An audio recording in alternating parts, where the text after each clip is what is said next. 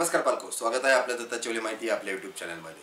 RT प्रवेश प्रक्रिया 2025-26 मध्ये विद्यार्थी नोंदणीचे आज 2 फेब्रुवारी ही अंतिम दिनांक आहे। परंतु ही तारीख नक्कीच वाढून भेटेल का? वाढून भेटली तर कुणाला फायदा होणार आहे याबद्दलच हा व्हिडिओ असणार आहे। माझी तुम्हा सर्व पालकांना विनंती आहे, जर आरटी मार्फत तुमच्या पाल्याचा प्रवेश घेऊ इच्छिता तर या चॅनलला सबस्क्राइब करायला नक्कीच विसरू नका, जेणेकरून आरटीशी निगडीत प्रॅक्टिकल माहिती तुम्हाला वेळेतच आणि एकाच ठिकाणी उपलब्ध होईल। चला तर मग माहितीला सुरुवात करूया। मित्रों, आज आहे 2 फेब्रुवारी आणि तारीख वाढ मिळाली होती आपल्याला 27 डिसेंबर पासून ते 2 फेब्रुवारीची। तर अशी एक बातमी आहे की ही तारीखही वाढू शकते। मग आता वाढल्यानंतर किती दिवस वाढेल? ते 4 ते 5 दिवस ही तारीख वाढू शकते। आपल्याला दुसरी 5 किंवा 7 फेब्रुवारी पर्यंतची तारीख मिळू शकते। मग ही तारीख वाढचा फायदा नेमका कुणाला होणार आहे?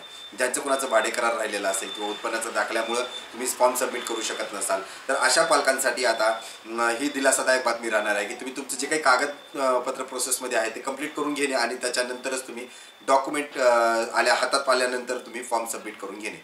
फॉर्म सबमिट करण्याच्या अगोदर फक्त भाडे करारच ही अशी गोष्ट आहे की ती किमान 1 दिवस अगोदरची लागते। उत्पन्नाचा दाखला असेल, कास्ट असेल, अन्य कुठलं कागदपत्र असेल तर तुम्ही नंतरही काढला तरी चालेल। जन्माचा दाखलाही नंतर काढला तरी चालेल, आणखीन एकदा ओरिजिनल काढायचं असेल तर। परंतु फॉर्म भरताना जन्माचा दाखला जो आहे तोच तुम्ही त्याच्यावरची जी माहिती आहे तेच माहितीचा जन्माचा दाखला तुम्हाला काढणं गरजेचं आहे।